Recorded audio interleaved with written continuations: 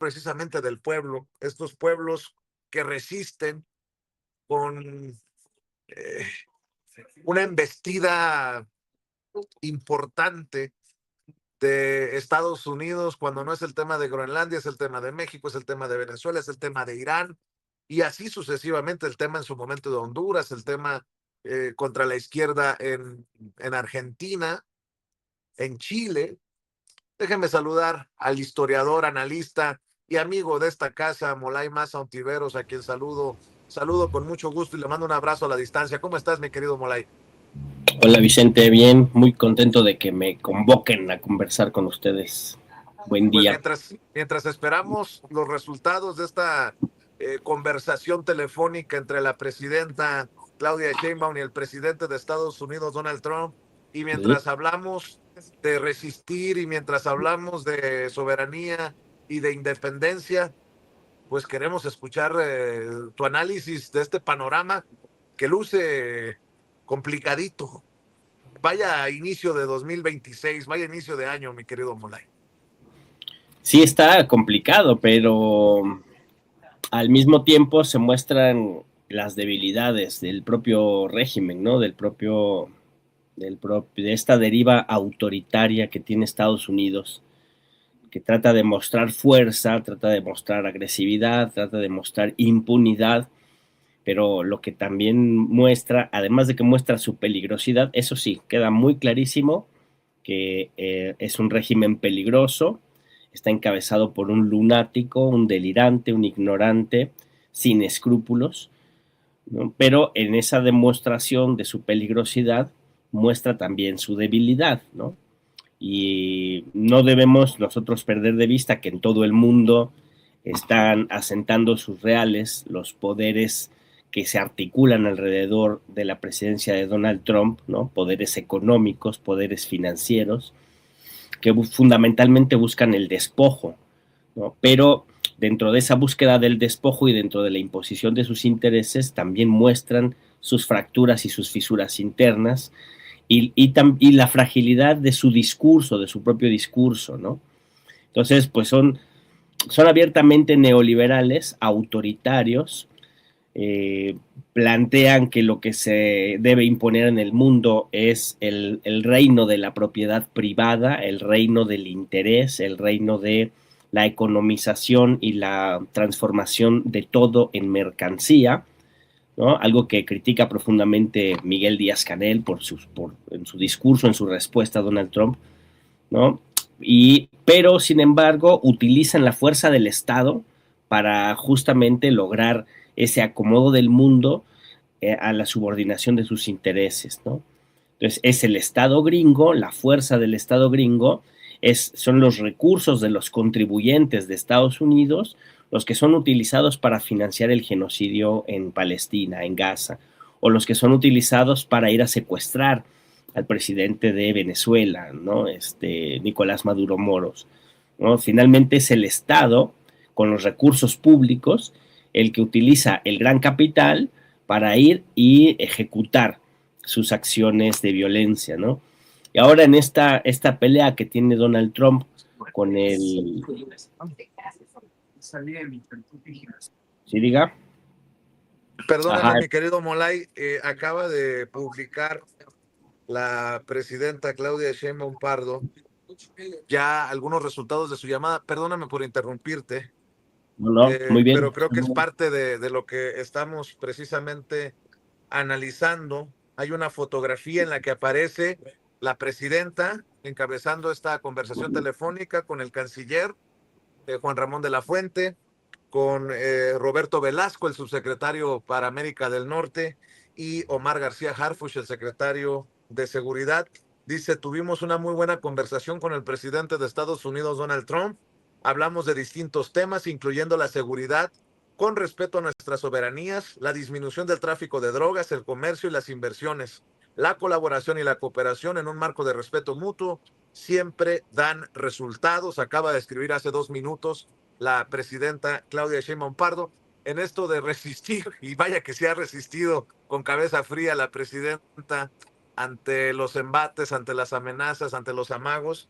Y bueno, mi querido Molay. Ahí está la fotografía. Le agradezco a Ceci. Ahí está el mensaje en redes sociales de la presidenta Claudia Sheinbaum Pardo, que creo que debe de servirnos para seguir con el análisis, y discúlpame por la interrupción. No, está muy bien, muy bien, muy bien. Es parte del escenario que tenemos, ¿no?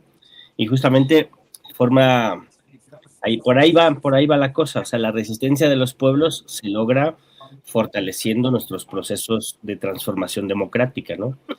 Y si Claudia Sheinbaum no tuviera todo un pueblo detrás que la apoya, que la sostiene, no podría establecer estas negociaciones con este lunático, ¿no? Con este fanático, con este personaje autoritario. Pero lo que yo decía hace ratito es, hoy nos levantamos justo con esta, bueno, ayer en la noche empezó a verse esta pelea, ¿no? Del trumpismo con el Banco Central, ¿no? Y cómo se busca amenazar al jefe del Banco Central, al presidente del Banco Central y a la Reserva Federal, se les busca amagarlos con pretextos leguleyos, ¿no? Para obligarlos a bajar las tasas de interés y buscar manipular la economía para aparentar cierta estabilidad hacia las elecciones, ¿no? Entonces, es la utilización del Estado para la violencia, en el caso de Palestina, en el caso de Venezuela, la utilización del Estado para amenazar a los países vecinos del hemisferio, ¿no? Y la utilización del Estado para manipular la economía de manera artificial, una economía que las decisiones propias del trumpismo han estado saboteando, ¿no? Las propias decisiones de Trump han estado golpeando, han estado desestabilizando la economía a nivel global, ¿no? Y a nivel de Estados Unidos, pues ha estado acelerando los procesos de desigualdad, ¿no? Las decisiones que Trump ha tomado ha agrandado, agigantado la brecha de la desigualdad, ¿no? Ha retirado derechos de los más pobres, ¿no? Ha encarecido los productos básicos y ahora busca de manera artificial, a través del autoritarismo, manipular la Reserva Federal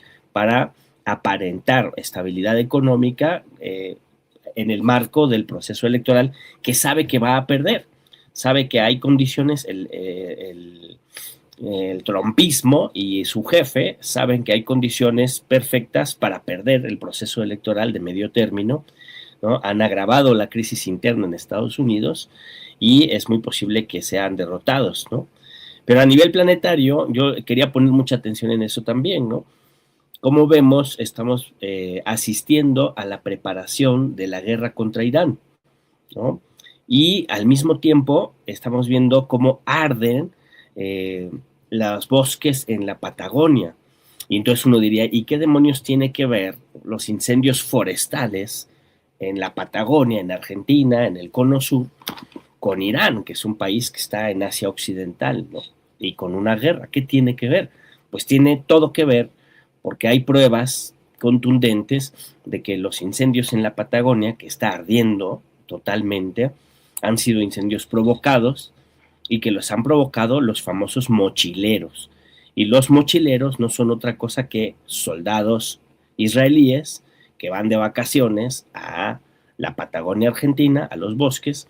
Ya tienen varios años yendo a medir los terrenos, a hacer estudios, ¿no? A observar, a trazar, ¿no? sus terrenos, y luego viene el proceso de incendiar la Patagonia, cuando hace unos meses apenas se modificó la ley que permite comprar las tierras incendiadas, ¿no? Antes la ley prohibía que se pudiera comerciar con terrenos que hubieran sufrido incendios forestales, ¿no? Ahora, con el gobierno de Javier Milei, se permite la compra, venta y la especulación de terrenos que sufran incendios forestales, incluso si los incendios pues, son provocados, ¿no? Es más, hasta estimulan que los incendios sean provocados para que esas tierras se conviertan en mercancía y puedan ser compradas. Pero los compradores no son cualquier comprador, los compradores son los sionistas, los israelíes, que ya tienen el ojo puesto en esos terrenos, favorecidos por el gobierno de Javier Milei, modificando las leyes y vinculándose de manera orgánica absolutamente fanática con el gobierno de Benjamín Netanyahu, ¿no?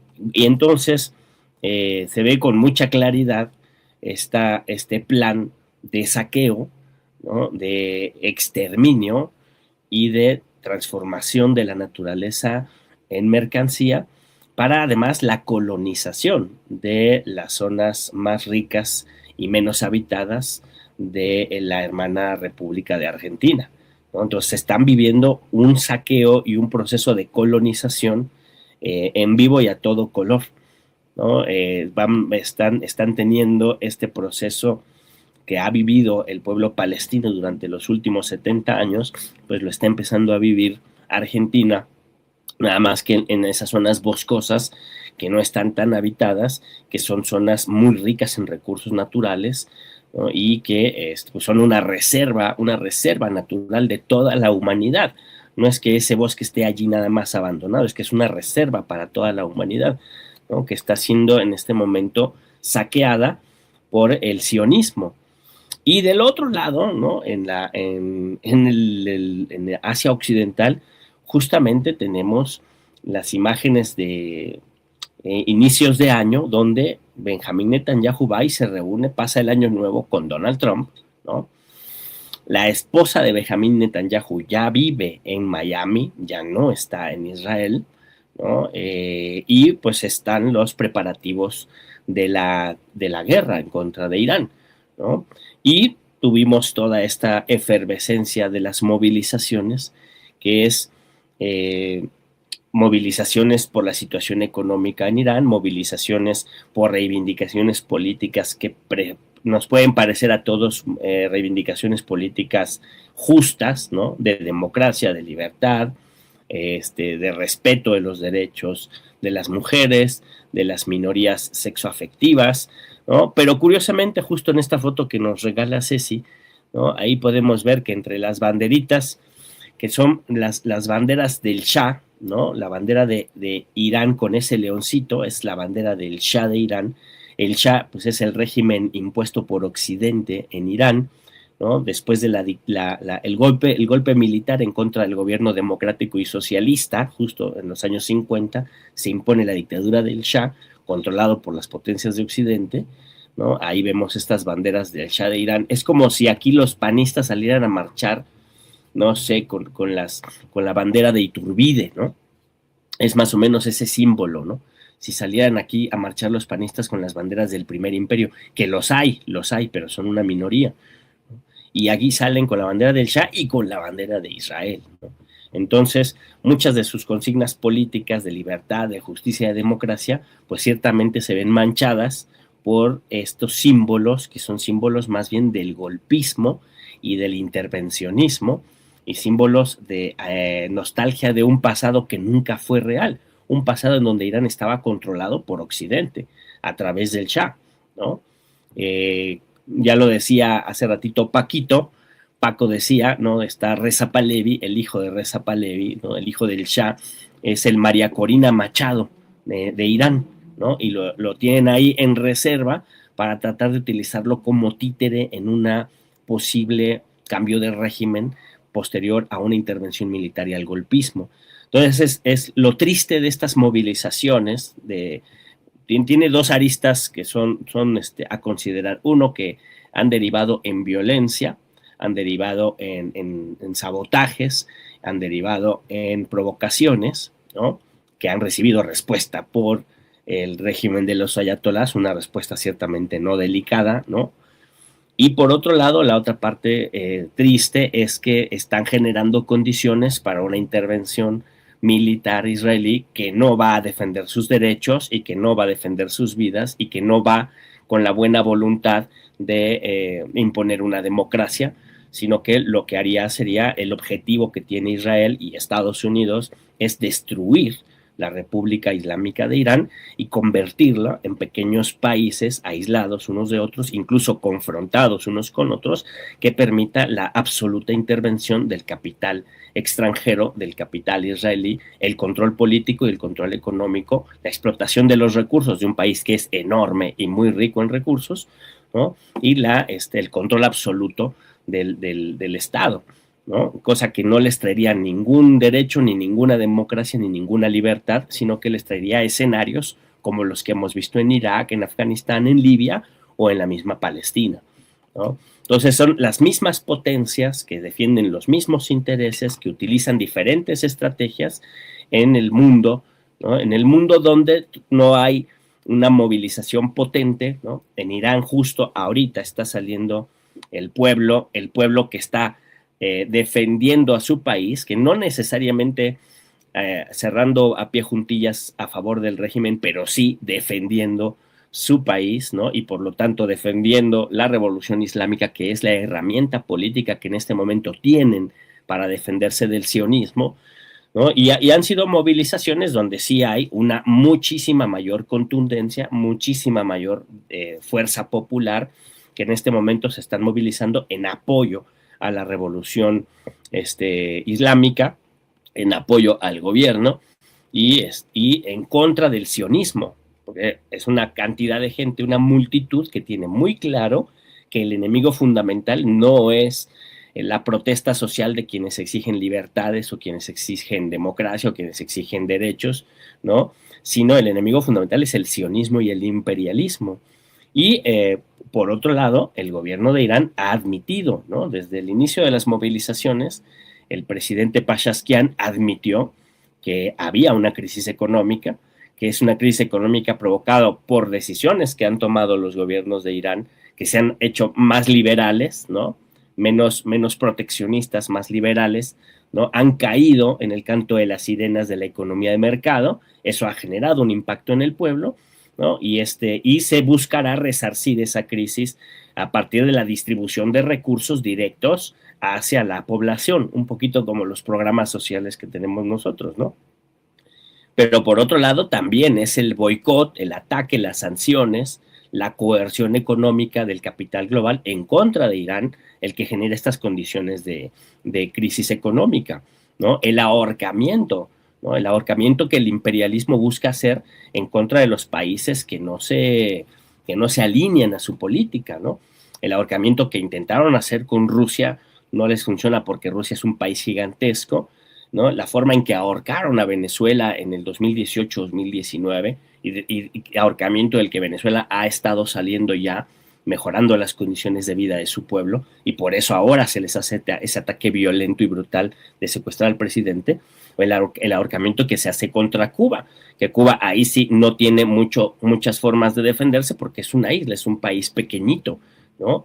Y bueno, pues esa forma de ahorcamiento financiero y económico se hace contra Irán y tiene sus impactos internos, y a eso hay que responder con reformas económicas, hay que responder con derechos sociales, lo sabe el gobierno de Irán, pero también se tiene que responder con movilización política de masas, con resistencia popular, y eso es lo que vamos a ver en los siguientes días, pero no dudemos ni poquito que en cualquier momento Israel empiece a soltar una andanada agresiva y violenta en contra de Irán, en el momento que vean al régimen frágil, en el momento que vean una situación favorable, iniciarán las hostilidades en contra de Irán, e Irán tendrá todo el derecho de defenderse y de atacar con toda su potencia, ¿no? Entonces, pues se ven estos jaloneos, ¿no? La resistencia de los pueblos. Ha habido movilizaciones, cierro con esta idea, mi querido Vicente, movilizaciones muy importantes en contra del régimen en Irán, ciertamente, pero movilizaciones de muchísima más magnitud a favor del régimen dentro de Irán. Y en Estados Unidos hemos visto movilizaciones, ya habíamos visto las grandes movilizaciones de No King en contra del autoritarismo de Trump, y después del asesinato de Nicole Good, ¿no? de René Nicole Good, un asesinato que es un asesinato de Estado, que es un crimen de Estado, que es un crimen del conjunto de la política trumpista. Ha habido grandes movilizaciones en contra del trumpismo, en contra de ICE, ¿no? Por los derechos de los seres humanos migrantes, pero por los derechos de todas y de todos a la vida, ¿no? Y no ha habido la respuesta a favor del régimen de Trump, ¿no? Entonces, los medios de comunicación que quieren leer las movilizaciones en Irán como el acabose del régimen, pues tendrían que leer las movilizaciones en Estados Unidos como el acabose del régimen también, ¿no? Nada más que en Irán sí tenemos un pueblo que masivamente sale y apoya su revolución islámica, y en Estados Unidos no ha habido ese pueblo que salga y defienda a Donald Trump, ¿no? Que a estas alturas han perdido Miami, han perdido Nueva Orleans, han perdido Nueva York, y la tendencia es a que van a perder contundentemente las elecciones de medio término, y el régimen trumpista, con todas sus capacidades de imponer sus condiciones a nivel global, yo creo que tiene los días contados. Dice Trump que Cuba, que Venezuela, que México tenemos los días contados. Dice Trump que la libertad tiene los días contados. Yo creo que el que tiene los días contados es Donald Trump, que al mismo tiempo tiene un viraje autoritario que raya en lo nazi. Espero que no nos tumben la transmisión por decirlo, pero justamente el Ministerio del Trabajo, ¿no?, que es muy interesante, publica un eslogan donde dice: una tierra, un pueblo, una herencia, imitando literalmente una consigna de Adolfo Hitler. En lugar de buscar salidas democráticas, buscan salidas autoritarias, y van acelerando su deriva hacia posiciones cada vez más fanáticas, cada vez más racistas, cada vez más agresivas, ¿no? Lo único que los puede frenar es la resistencia organizada de los pueblos, que es lo que por lo menos genera condiciones de negociación. Mi queridísimo Vicente.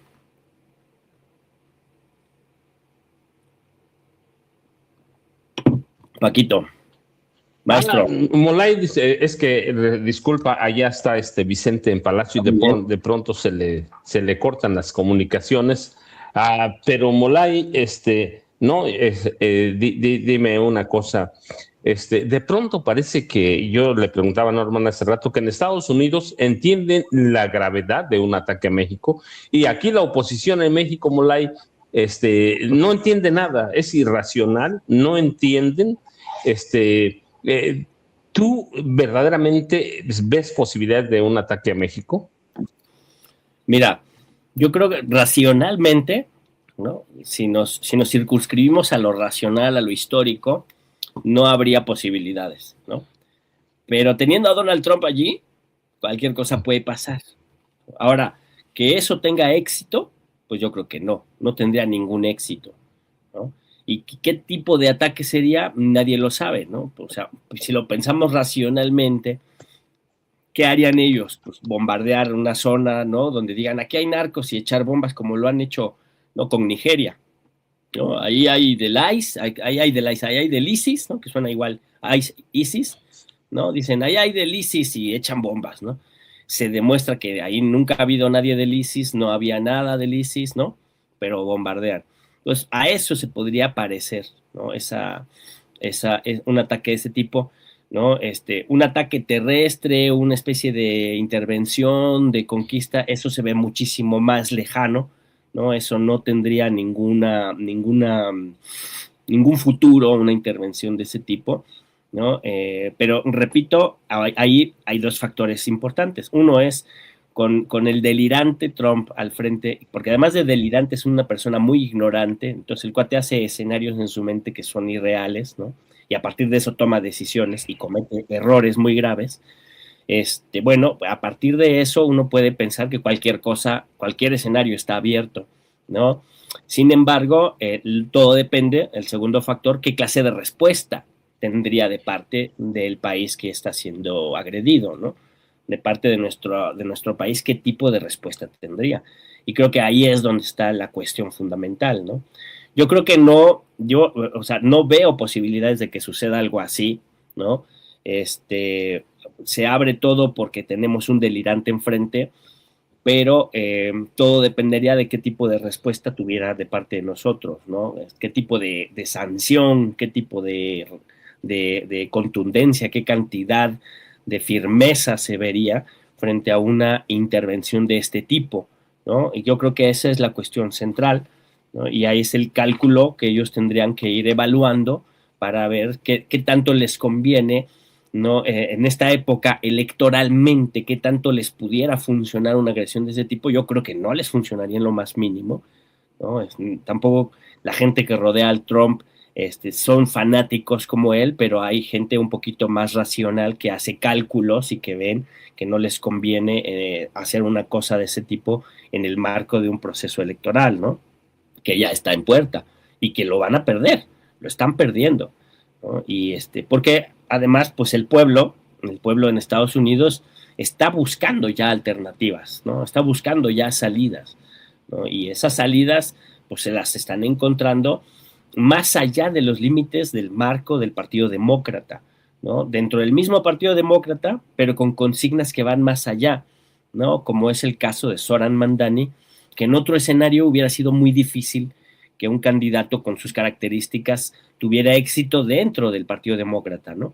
Y no solo tuvo éxito dentro del Partido Demócrata, derrotando a la burocracia y a los poderes fácticos del Partido Demócrata, ¿no? Sino que tuvo éxito en la elección ya por Nueva York.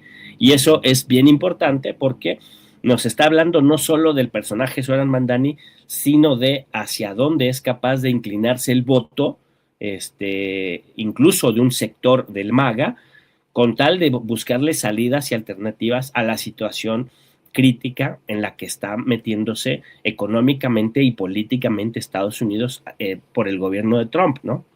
Entonces, en ese marco, es muy poco probable que se aviente una aventura contra un país amigo, ¿no? Contra un país con el que no hay contradicciones importantes, ¿no? Y es el caso mexicano, ¿no? Muy distinto es la intervención en Venezuela, la intervención en Cuba o incluso la guerra contra Irán, ¿no? Donde ahí sí hay contradicciones evidentes, ¿no? Donde ahí sí hay contraposiciones que son el pretexto para esas intervenciones, ¿no? Pero pues sí, yo así veo esta posibilidad de intervenir o no en nuestro país, ¿no? Y en todo caso, pues no lo necesitan, ¿no? Nuestro país es todavía un país dependiente de la economía norteamericana.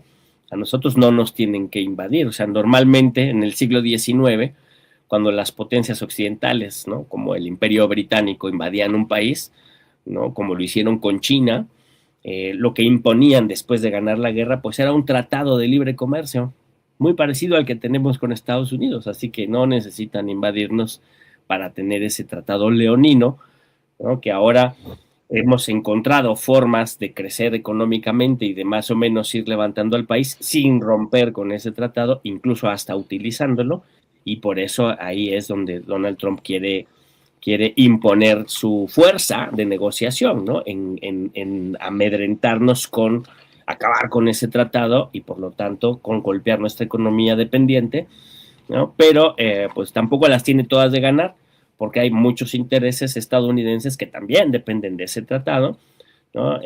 Hay un gran intercambio comercial que depende de ese tratado, entonces tampoco es tan simple que nos amedrenten con el tratado, ¿no? Entonces, por eso creo que la cuestión es más en la negociación política y en la negociación económica y no tanto en el ámbito militar, en el caso de Estados Unidos con México. Pero insisto en que teniendo a ese delirante ahí enfrente, todos los escenarios se abren en cualquiera de tanto en México, la relación con México, como la relación con Cuba, como la relación con Venezuela, como la relación con Irán, Rusia, ¿no?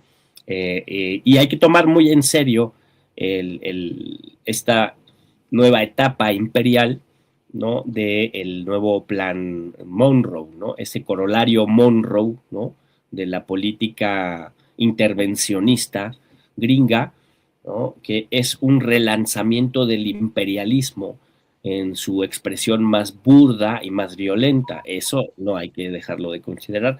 Pero ese fenómeno de relanzamiento imperialista, de la utilización de una economía del despojo, ¿no? De una economía capitalista de acumulación por despojo, a partir de la rearticulación colonialista del poder hegemónico imperial hacia los países que lo circundan, hacia los países primario exportadores, hacia los países en desarrollo, se les llamaba antes, ¿no? Esa política es una política imperial sistémica que va más allá de Donald Trump, ¿no? Y ahí es donde hay que poner mucha atención, porque Donald Trump es una figura que puede en un mediano o corto plazo desaparecer del escenario político, pero el fenómeno del imperialismo como sistema de dominación ahí se va a mantener y es contra el que hay que luchar y es contra el que hay que formarse políticamente y es contra el que hay que movilizarse y es contra el que hay que fortalecer nuestros estados nacionales, nuestras democracias y la politización de nuestros pueblos, porque esa es la lucha de largo alcance. No depende de Donald Trump, depende del conjunto del sistema capitalista imperial de Estados Unidos. Ahí es donde la cosa se pone más seria, va mucho más allá de si nos intervienen o no, sino más bien de cómo están ellos pensando el control y la dominación de todo el hemisferio occidental para oponerse a su pérdida de hegemonía global, que es una tendencia irreversible, ¿no? Pero buscarán por todos los medios, utilizando todos los recursos para intentar salvarse de perder su histórica hegemonía, que ciertamente es muy chiquita, ¿no? Tal vez eso los deprime un poco. Todos los imperios anteriores han durado algunos cientos o miles de años y el dominio del imperio norteamericano pues no ha durado más que 200 años, ¿no? Que en todo caso fue un interregno entre la caída del imperio de la gran potencia china, su caída en desgracia a partir de que la invaden, a su regreso a la esfera global, ¿no? Todo parece ser que esto no fue más que un interregno británico-gringo y en realidad la gran hegemonía y la gran figura económica de la historia está siendo China, ¿no? Y eso los deprime mucho, me imagino, porque son personas bastante egocéntricas que no soportan quedar en segundo lugar o en tercero, que es a donde van a quedar al final de todo este cuento, mi queridísimo Paco. Sí, fíjese, es que Moray tiene razón. En todo, prácticamente yo estoy convencido, primero, desestabilizar a México les costaría, pero un buen, ¿por qué? Porque tenemos un intercambio comercial cercano al $1 billón, 800 y tantos, cerca de 900,000, estamos cerca del $1 billón. ¿Cuántas fábricas de Estados Unidos dependen de la producción mexicana en cualquier nivel, desde la producción doble con las maquiladoras que hay asentadas en Tijuana, en Ciudad Juárez, en Nuevo Laredo?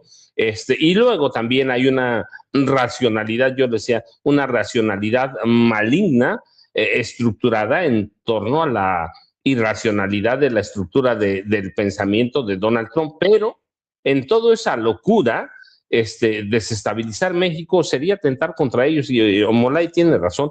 Estamos en un año prácticamente electoral, las elecciones son fin de año, noviembre, pero el hecho de haber ganado las recientes elecciones el Partido Demócrata no va a meter en problemas a Donald Trump, que él se va, pero va a permanecer las ambiciones de expansión de este neoexpansionismo de Estados Unidos, y golpear a México sería para mí darle el triunfo a los demócratas, y eso acabaría con ese nuevo neoexpansionismo, pero así que dicen en mi pueblo, Molay, no hay borracho que coma lumbre, y Estados Unidos tiene en este momento muchos borrachos que seguramente no comerían lumbre atacando a México.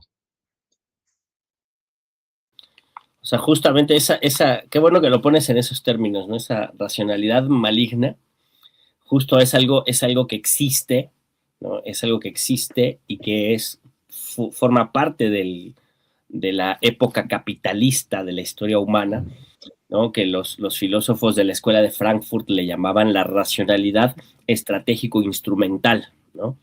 Que es la forma en que se explicaba esta perversidad del nacionalsocialismo a la hora de asesinar, ejecutar, imponer la guerra, con el mayor cálculo, con la mayor precisión, utilizando todos los avances de la ciencia y todos los avances tecnológicos y todos los avances de la racionalidad, ¿no? Pero quitándole cualquier contenido ético, quitándole cualquier contenido humano. Entonces, una racionalidad estratégica, una racionalidad instrumental que tiene como objetivo aniquilar al otro o extraer la mayor cantidad de riqueza de la fuerza de trabajo o de la explotación de los recursos naturales para satisfacer objetivos meramente numéricos, objetivos meramente fríos, cálculos meramente de acumulación, ¿no? Y justo esa es la forma en que funciona el sistema imperialista, es la forma en que funciona la economía global basada en el mercado, en las mercancías, y que convierte a las personas en meras mercancías también, ¿no? Esa racionalidad instrumental, racionalidad maligna, le dirías tú, y creo que está muy bien ubicado eso, ¿no? Entonces, a partir de esa racionalidad y de ese cálculo, pues no les conviene en lo más mínimo un conflicto militar con México, porque ya los objetivos económicos de ese conflicto ellos ya los tienen, ¿no? O sea, nos puede doler, y suena mal que yo lo diga, pero finalmente nosotros somos un país dependiente de la economía, ¿no?, estadounidense, ¿no? En todo caso, ellos buscarían formas de retrotraer, sabotear, boicotear nuestro proceso de soberanía y de independencia, ¿no? Pero para eso necesitan una fuerza interna, necesitan una quinta columna que haga el trabajo desde adentro, ¿no? Que sería una organización de derechas que en México está totalmente desfondada, ¿no? En México la derecha, ¿no?, la pandilla golpista, que nunca alcanzó a hacer oposición, no logran articularse de tal forma que puedan convertirse en una herramienta útil para el imperio dentro del país, ¿no?, que les permita hacer sabotajes o ganar las elecciones, ¿no? Y que lo intenten, no me queda la menor duda de que intentan sabotajes, no me queda la menor duda de que intentan plantear escenarios donde de repente asesinan a un político popular y se lo tratan de cargar al gobierno electo, ¿no? O sea, intentan, claro que intentan de todas las formas, ¿no? Intentan la provocación pagando golpeadores, como el 15 de noviembre, ¿no? Por supuesto que lo intentan, ¿no? Hacen la carroña de cualquier desgracia que nos suceda al pueblo de México, hacen carroña y tratan también de aventarlo como arma arrojadiza hacia el gobierno, pero no logran convertir eso en una política general, no logran convertir eso en una movilización permanente y mucho menos logran convertirlo en votos. Entonces, pues el imperialismo necesita esas herramientas internas, ¿no? Necesitan su María Corina Machado, ¿no?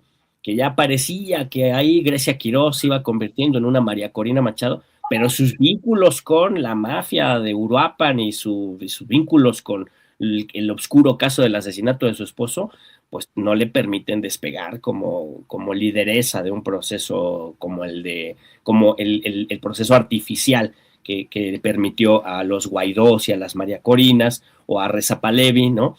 Y entonces pues tampoco la tienen fácil, o sea, sus mismos perfiles obscuros, vinculados a tramas de corrupción, ellos sí vinculados al sicariato y al narcotráfico de manera tradicional, ¿no? No les permite que sean figuras creíbles, que puedan despegar y que puedan generar simpatías y que puedan articularse con un programa político y por ahí con una ideología, con un pensamiento, con una serie de principios. Eso ya es demasiado decir, o sea, ya me fui demasiado lejos. No tienen condiciones mínimas de generar, de articularse programáticamente a partir de principios, a partir de ideas, a partir de programas. No pueden, ¿no? Entonces, pues no hay esa quinta columna que el imperialismo necesita tener internamente, no la tienen, ¿no? Eso es lo que les reduce sus posibilidades y lo que en todo caso les haría barajear formas de sabotear el proceso democrático en nuestro país. Pero si nuestro proceso democrático, nuestros dirigentes, nuestra presidenta, tienen la capacidad política de acercarse, de negociar, de proponer, ¿no?, de convencer, pues se los desarma, ¿no? Se los desarma porque esa racionalidad instrumental también dice, mira, pues si aquí ya estamos negociando, ya estamos platicando, ya podemos ganar cosas, hay sectores de nuestros votantes que pueden ser beneficiarios de lo que se está discutiendo aquí, ¿para qué el armas de pedo, no? Entonces eso es muy básico. Yo creo que aún así el hecho de que esté Trump, y Trump es un personaje delirante, realmente delirante. El hecho de ir a secuestrar a Nicolás Maduro no es cualquier cosa, ¿no? Yo creo que eso le va a salir muy mal al final, ¿no? Va a salir muy mal Hoy Maduro es un activo, hoy Maduro es una víctima del régimen, hoy Maduro es un preso político, es un presidente secuestrado, es un jefe de Estado secuestrado, ¿no? Que se va a defender en los tribunales, transformando los tribunales norteamericanos en palestra política para defender sus derechos y los derechos de su esposa, por supuesto, ¿no?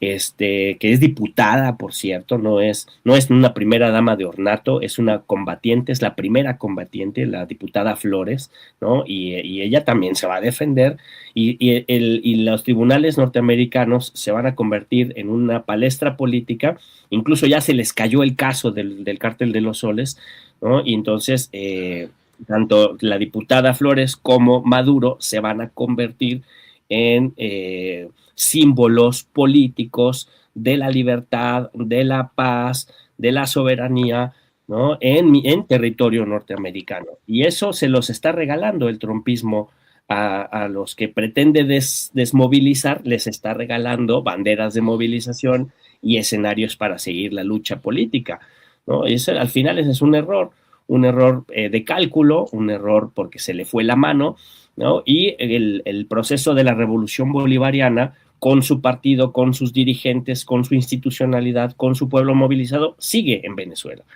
¿no? No se descabezó, no se cayó, no se desarticuló, no se quitó y se puso otro régimen, no.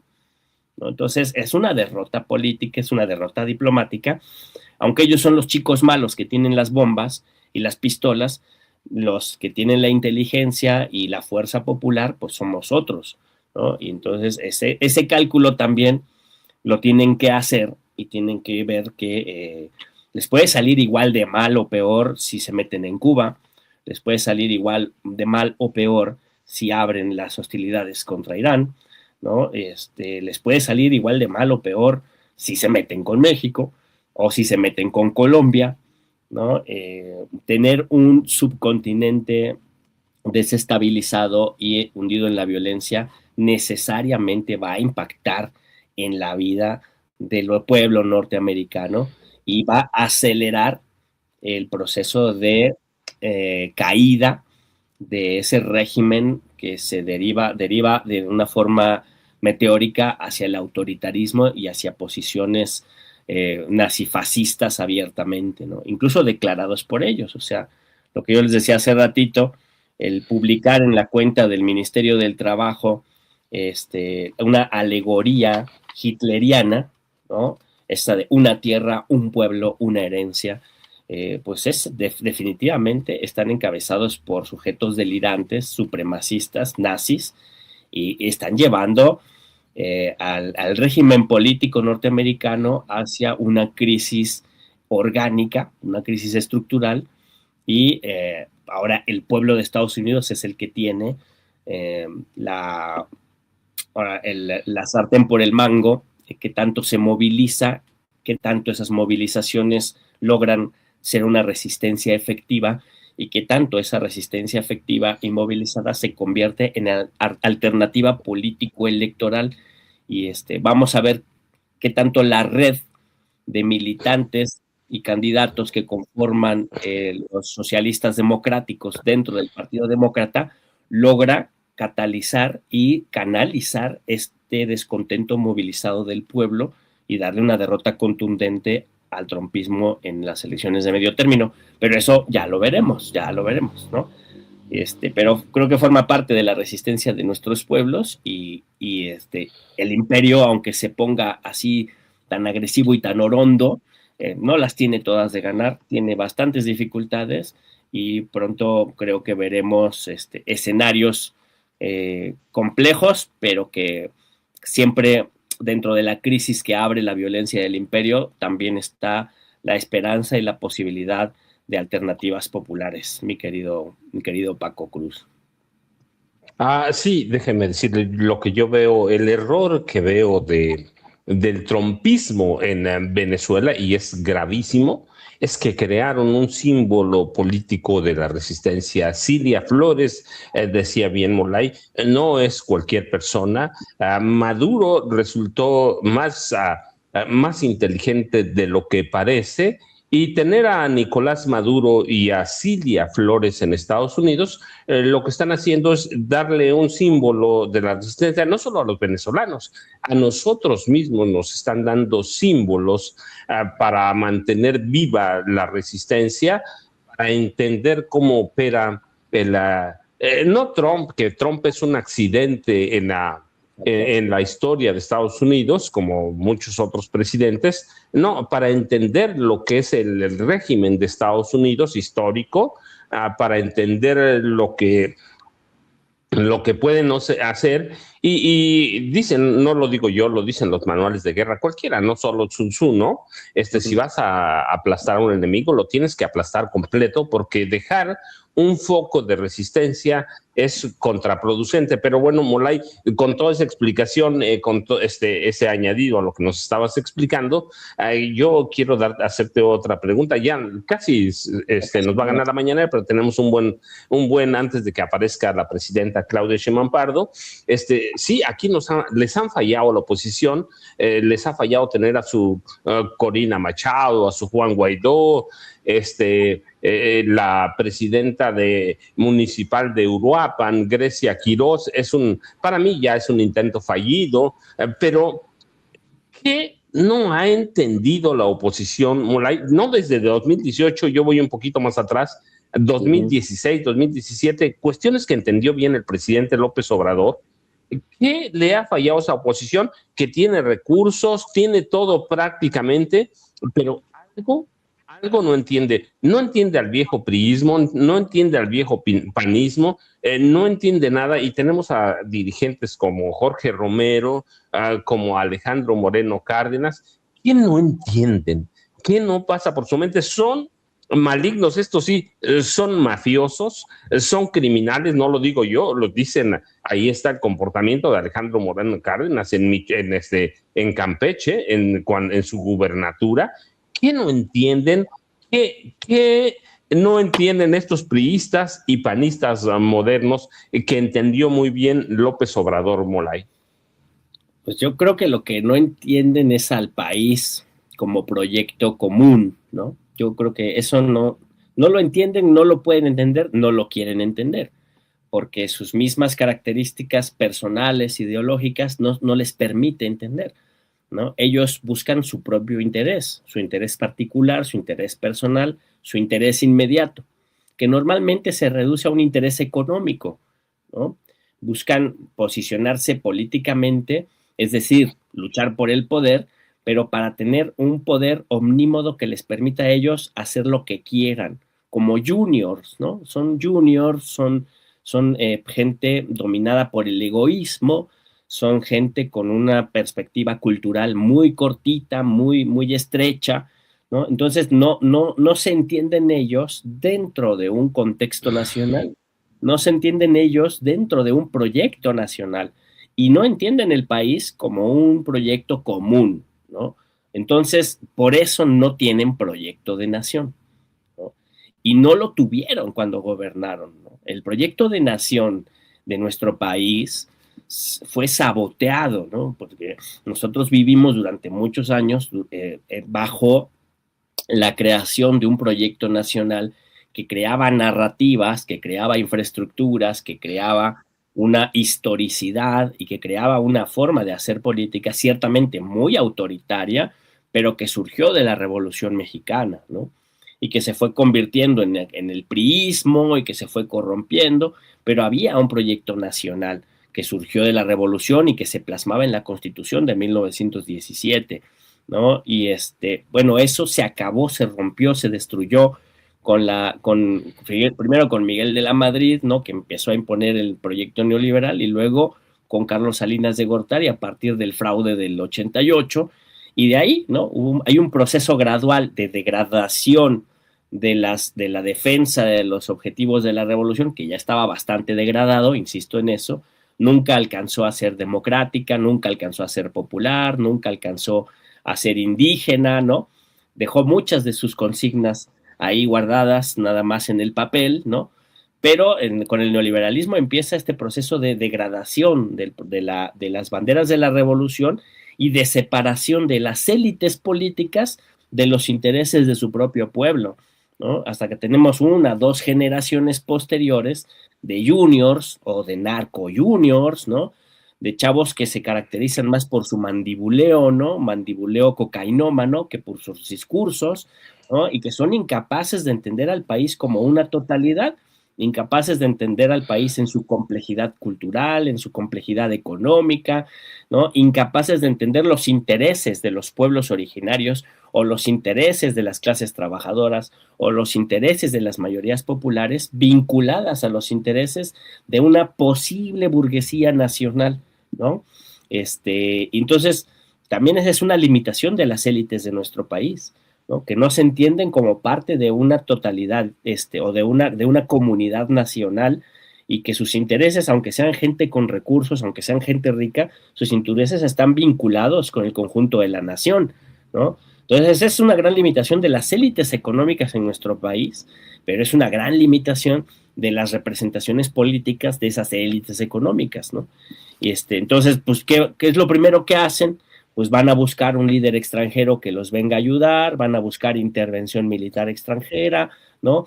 Van a buscar programas económicos en el Banco Mundial, en el Fondo Monetario Internacional. No son capaces ellos de articular un proyecto, un programa alternativo que le puedan sugerir y proponer a su pueblo, ¿no? Porque no se entienden como parte del pueblo, no se entienden como parte de la nación, ¿no? Y entonces, pues no tienen proyecto para todo el país. Este país tan complejo, tan abigarrado, tan grande, tan rico, tan hermoso, tan mágico en el que vivimos, pues son incapaces de entenderlo los prianistas actuales, ¿no? Y yo creo que eso, una de las personas que mejor lo entendió, incluso nos ha dado su libro de A mitad del camino, su libro de Gracias y su libro de Grandeza, describen perfectamente bien cómo él entiende el conjunto de la geografía y las poblaciones de una patria al que él se dedicó a entender, justo porque se dedica a entender algo que él quiere transformar en favor de los menos favorecidos del sistema, ¿no? Y entonces, pues, es estudiar un fenómeno complejo como es un país tan interesante como el nuestro, estudiarlo para entenderlo, recorrerlo, conocerlo, para buscar desde dónde se puede transformar en favor de los menesterosos, en favor de los empobrecidos, pues es un trabajo complejo, ¿no? Un trabajo de amor, un trabajo de dedicación, en donde que tú no puedes abordar un trabajo de ese tipo si tú no formas parte del conjunto del sistema que quieres estudiar, ¿no? Entonces ahí está la gran limitación de la derecha actual en nuestro país. Ellos no se sienten parte de ese conjunto, no lo entienden, no lo comprenden, no quieren participar de su bienestar. Andrés Manuel formaba parte de ese conjunto, lo entendió, lo comprendió, ¿no? Y articuló un proyecto nacional que busca de manera gradual, de manera progresiva, de manera, digamos, a partir de un proceso, ¿no? De varios pasos, sacar al país de la situación crítica en la que entró por abandonar su proyecto nacional, ¿no? Y yo creo que ahí está el quid de la cuestión, y ojalá los derechangos estén viendo esto para que tengan algunas claves de por dónde virar si es que quieren algún día hacer una oposición que sea capaz de proponer algo y no mantenerse estacionados en esa postura de pandilla golpista en la que hoy habitan de manera ya nostálgica, porque la verdad yo creo que cada vez se hunden más y cada vez tienen menos posibilidades de tener apoyo popular, ¿no? Sí, déjenme decir, yo estoy convencido que Andrés Manuel López Obrador, perdón, que nadie entiende cómo Andrés Manuel López Obrador conoció este país, porque lo recorrió. Pueden decir que sus orígenes priistas, lo que sea. El punto es que López Obrador caminó a este país descalzo. descalzo en sus pantanos, descalzo en sus calles, y lo recorrió sus zonas urbanas, estudió a este país. No se trata solamente de que haya estudiado, no, lo caminó, lo vivió, lo sufrió, lo entiende, así que y entendió muy bien que nos heredó un proyecto que no entiende la oposición. Así que, Molay, creo que debe estar a punto de empezar la mañanera. ¿Con qué nos dejas? Yo te agradezco. Primero te doy un abrazo de Año Nuevo. Ya sabes los deseos. Y luego, ¿con qué nos dejas esta mañana de lunes? Cuando por cierto, hoy el país retoma sus actividades normales, Molay. Sí, pues ya 12 de enero los niños ya van a la escuela. Y pues muchas gracias, maestro Cruz. Un placer estar con usted acá en Sin Censura, y gracias al equipo de Sin Censura, a Vicente, a Ceci. Y pues mantenernos muy atentos. Yo creo que hay que estudiar y comprender el mundo que nos rodea. Y cuando digo estudiar, justo hablando de Andrés Manuel, ahorita que decías tú, o sea, estudiar es recorrer, estudiar es palpar, estudiar no nada más es leer, ¿no? Justo el estudio que hizo Andrés Manuel lo hizo recorriendo el país, caminando el país, y hay que recorrer, caminar, ¿no? Transitar por nuestra historia humana, ¿no? Hay que transitar por nuestro pasado, nuestro presente, y ir viendo cómo nos proyectamos hacia el futuro. Si algo está recuperando, y todavía no del todo, en el espíritu popular, en la conciencia de nuestro pueblo, en la vida cotidiana de nuestro pueblo, si algo está recuperando este proceso de cuarta transformación, es la capacidad de tener esperanza, la capacidad de proyectarnos al futuro, la capacidad de que las juventudes, las infancias, se sientan con futuro. Molay, buenos días, muchas gracias.